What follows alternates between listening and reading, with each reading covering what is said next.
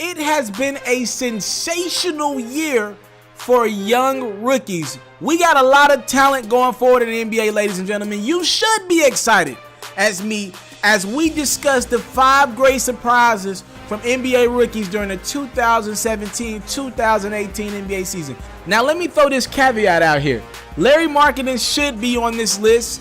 He's made 100 threes in 43 games. That is the quickest pace in NBA history, but he's not going to be on the list because Ben Simmons is on it. As we all know, technically Simmons is not a rookie by year, but he didn't play all of last season. So let's go at number 5. At number 5, I got Kyle Kuzma of the Los Angeles Lakers. He has been a shock to me. I mean, his ability to score the basketball. I think his motor is the best thing going in Los Angeles right now. Every night he wants to play. As much as in the air in Los Angeles right now, talking about changes to the team, talking about maybe Julius Randle or Jordan Clarkson getting shipped out, or heck, maybe even Larry Nance or Kyle Kuzma or Lonzo Ball. With all this going around the team, Brandon Ingram not performing, Kyle Kuzma's kind of stepped up and been like, yo, Brandon Ingram, if you're not going to perform, I might just take your spot.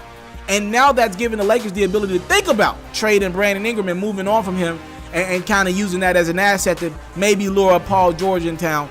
Kyle Kuzma is giving the Lakers a little bit of stability. Maybe you can run that 3-4 like the Warriors or some of the other better teams in the league with a smaller Kyle Kuzma at the 3 and go out and get a point forward type guy at the 4. Kyle Kuzma, getting him late in the first round is an absolute steal for the Lakers, and he is number 5 on my surprises. At number 4, I got Jason Tatum out of Boston. Now, let's make it clear. Jason Tatum might be the best rookie out of this class, but he's kind of overlooked from time to time because he plays with so much great talent in Boston. Jason Tatum is thinking NBA Finals this year, and with that comes a really good team. You got guys like Kyrie Irving, obviously going to get his shots.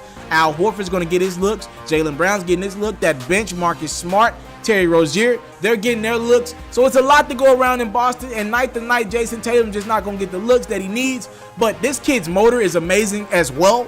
He is lethal. He's a killer. He's an assassin. He wants to rock in late game situations. It just so happens that they have Kyrie Irving, and he's pretty good in late games. But Jason Tatum is going to be a really good player for some time. To me, he's guaranteed to make a couple All-Star games at some point in his career, and probably soon in a weaker Eastern Conference. I got Tatum at number 4. At number 3, I'm going down to Salt Lake City, Utah, and I got to holler at my man Donovan Mitchell. What a surprise he has been this year. After losing Gordon Hayward, you're thinking you're going to have to start this thing all the way over in Utah. Not so fast. Donovan Mitchell has been spectacular. He's taken over the point guard position for Utah, which is allowing them the opportunity to show free agents, look, we got one piece filled. Now we just got to fill in the other pieces. We got Rudy Gobert. This Utah team has no business competing for a playoff spot, but they are. And if Rudy Gobert can get healthy, they might be able to make a push in the second part of the season. Donovan Mitchell has done his best. I've seen him defeat the Cleveland Cavaliers pretty much single-handedly. He is spectacular. He's explosive. He's a better shooter than I thought he was. He's a better playmaker than I thought he was. And Utah's got their replacement for Gordon Hayward. They should feel good about him and about their team going forward. I got Donovan Mitchell at 3. At number 2, I knew this guy would be good. He was my favorite rookie coming out of this class, but he's better than what I thought he'd be. Dennis Smith Jr. is spectacular. This guy's going to be an all-star pretty much a lot of the years he's in the NBA. He's going to take some spots. I know the Western Conference is good. He's going to take some spots. He plays on a bad team in Dallas, so he's able to get as many shots as he wants right now. He's playing with an aging Dirk Nowitzki who can't do it every night. Dennis Smith Jr. is Russell Westbrook and Damian Lillard. I call him a hybrid of the two. If I had to pick what he's more like, he's more Russell Westbrook than he is Damian Lillard. He can shoot that rock, though, as well. Dennis Smith Jr. is going to be a really, really good competitive guard. He's not scared of going at Kyrie Irving. He's not scared to go at Steph Curry. He's not scared of these top-tier point guards because he knows sooner rather than later he's going to be one. I think he already thinks in his head he's one right now. I would be concerned about Dennis Smith picking up bad traits as Dallas doesn't have a lot of requisite talent around him. So maybe you want to hurry up and get a guy that could be a complement to his game. I kind of like how Kevin Durant and Russell Westbrook grew up together. Mark Cuban, you need to make it happen and make it happen ASAP because you have a special one in Dennis Smith Jr.